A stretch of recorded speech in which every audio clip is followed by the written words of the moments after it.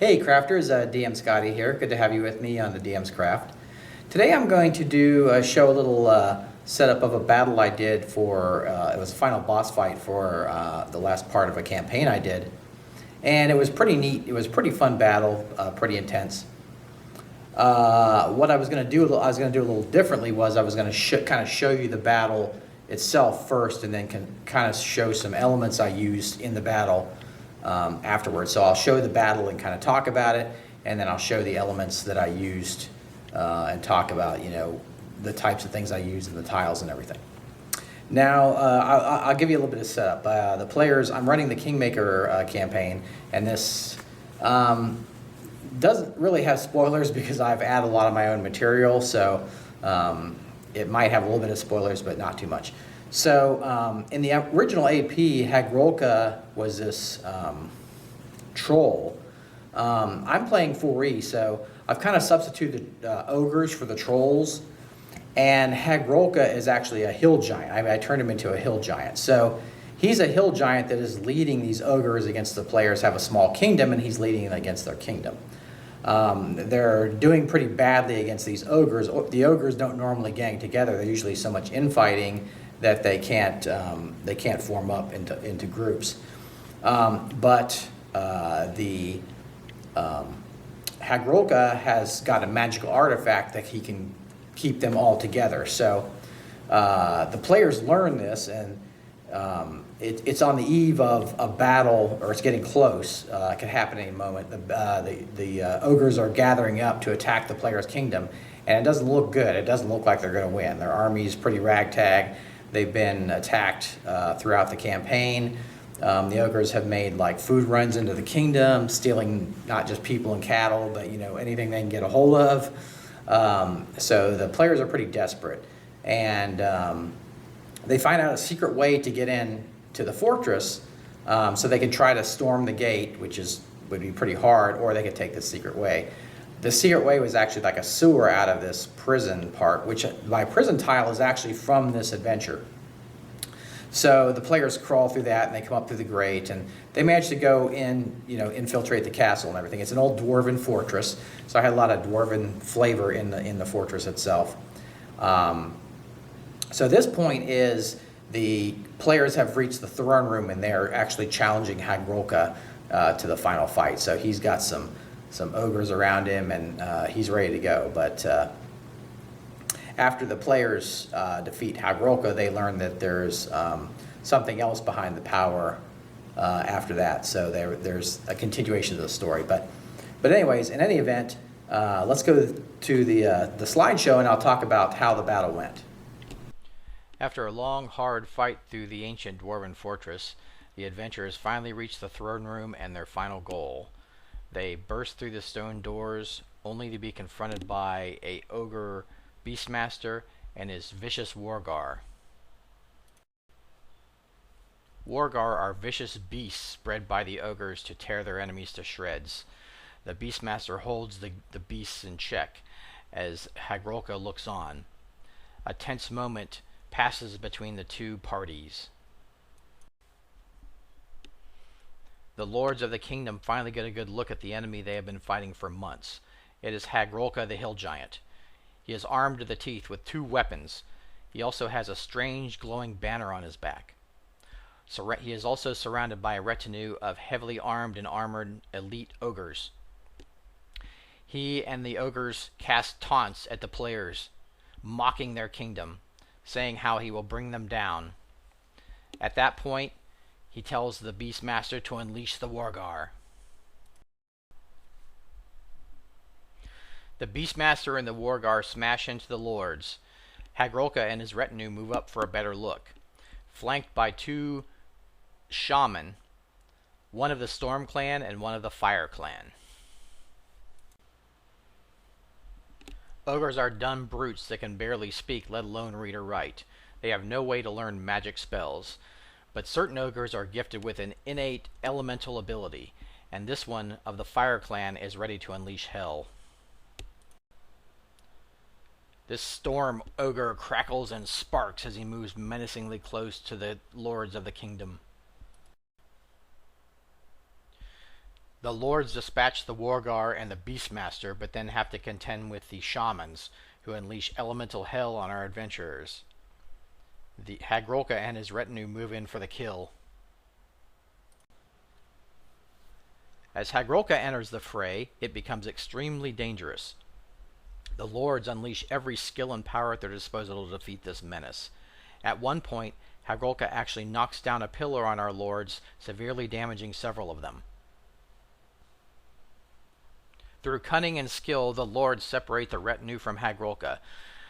Once separated, the lords concentrate their attacks on Hagrolka. Severely wounded, he falls to the ground. They deal the death blow. The strange banner that was on his back disappears. A lady appears on the throne, taunting the players, saying that she will be back for revenge. The players look at each other stunned. They have no idea who this woman is. But they know the fight will continue. Hey guys, I hope you enjoyed the story about how my players defeated the nasty Hagrolka. And in this section, I'm going to talk about the tiles and the models and things that I used for the setup. So let's go to the table and I'll show you that. First off, to start, you can see this is an enormous tile. This is actually 20 by 27 inches. So this is a huge tile. Can you imagine if you were trying to make this tile with cast material, how heavy this tile would be? Also, you know, I've noticed that people, when they do cast dungeons, that they put all the dungeon on the table at once. I have a very limited space as far as displaying my dungeon, so I don't have a big, huge table that I can put a whole dungeon on at once and then just kind of reveal it, maybe put cloth over it or something and reveal it. That's what's great about these tiles. You can just whip these suckers out, put them on the table, and you are good to go. So let's talk about a couple features of this tile that I've got going. I want to show you a couple things. I've got the stone doors. You've seen me do those before. But I have these fire pits that I made. And basically I took a square of cardboard and then I cut out the center, put it in, and then I put a piece of cardstock around the edge to cover it up. What I actually did is I put toothpicks up here to give it a menacing look. And what I did is I turned it over and I drilled through the cardboard with a Dremel tool. If you don't have a Dremel tool, they're great. They're not super expensive to get, but this worked great. I just took a little drill bit, drilled through there, and then stuck the toothpick through there. If you try to stick it through there without doing that, it'd be really hard. You'd have a really hard time with it. And then for the coals, I just used the construction sand, painted it with the fire technique, and there you go. You got a coal pit. All right, so those are kind of light sources in the room. You can see I've got the pillars. I've done videos on doing these pillars. This is actually what I was doing the pillars for when I crafted them, so pretty cool. I've got different groups of ogres here. You can't see really in the back, but I'll give you a better shot later on. But right now I've got a Beastmaster ogre with some Wargar. Now the Wargar are just some Mage Knight figures that I got. I can't remember what they were called, but I wanted the ogres to have like a pet, and I've used these throughout my campaign in various spots. So I like those. I didn't want to just have wolves. I want to have something interesting. So then here's the Beastmaster. This is a Games Workshop ogre, and I love those Games Workshop ogres. What I did with my ogres is we have local game shops that sell used figures, and I would just repurpose them. I would just buy them for about half the price that they would sell normally, and then just repaint them. Usually they're painted horribly, and then repaint them, and you're good to go. So, in the encounter, I also want to have some interest as far as magic, because ogres aren't known for their magic, but I had a thing where, like I talked about in the story, that ogres have kind of there's some ogres shamans that have like kind of an innate ability to use magic. They don't learn the spells. They're just born with. They just learn it as they grow up. From just their innate ability. So I had the fire shaman, which you've seen before. I've shown him before. Pretty neat guy. I really like how he came out. And then I did a storm shaman. And this guy, I painted like lightning on his flesh to kind of give him like he's crackling with lightning. So pretty cool. Those are both Games Workshop too. I used, for the retinue, I used some ogres. These are, I can't remember the name of them, but they're like an armored, they're like the heavy guys in the ogre army for Games Workshop. So those are those guys. And then Hagrolka was actually a leader ogre, but he's so big that I thought he looked like a hill giant. And this is, the banner on the back is something I scavenged from a Slaneshi unit, which is a Games Workshop thingy. So I just attached that to the back because he has this magical banner that he can control the ogre armies with, and he's a pretty imposing guy. Now, those are kind of the figures I use to set up. But I want to draw your attention to this stuff in the center here. I didn't want to just have a blank room. I thought it would be kind of boring, so I thought I would add some kind of interesting detail to the center here, and I thought that came out pretty neat. It's really just cards. This is just card stock, and there's some. This piece is cardboard. There's actually another raised piece of cardboard and some cardstock. But I thought it really kind of gave an interest to this room. Now, I also have, fitting exactly at the end of this, I have the throne. And let me remove these ogres and I'll give you a better look at it.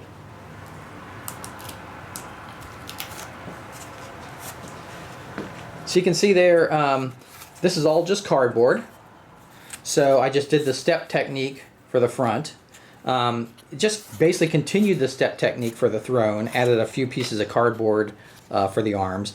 And then for the backing here, I just added some triangles and then covered it with the cardstock. So that's all there is. And these pieces, these triangular pieces are here, just cardstock too. And you can see how the highlighting really jumps out of there. It really adds to the whole piece. And also on the tile itself, you can see that these pieces really pop out of the tile with that highlight. So there we go. That's really all there is to it. It was a really fun battle, a great time, humongous tile, really easy to make, just with all the techniques I've shown before. So, but I wanted to give you a look at some of the details of the tile and talk about how I crafted those. So, all right, great. I will see you guys next time on the DM's Craft. Oh, hey, I'm back. Sorry, a few little bits I forgot. Okay. Now, you remember in the video when Hagrolka had attacked the players and he hit one of these pillars. So basically, I used my smash pillar. So when he toppled it, I just removed it, and then whatever direction it went in, that's the direction you can put the smash pillar in. So, you know, of course, Hagrolka would have to be on the other side of it to make it smash this way. But anyways, so that was a cool effect in the game, and a big surprise to the players when that pillar came toppling down on them. I'm going to move these out for a sec.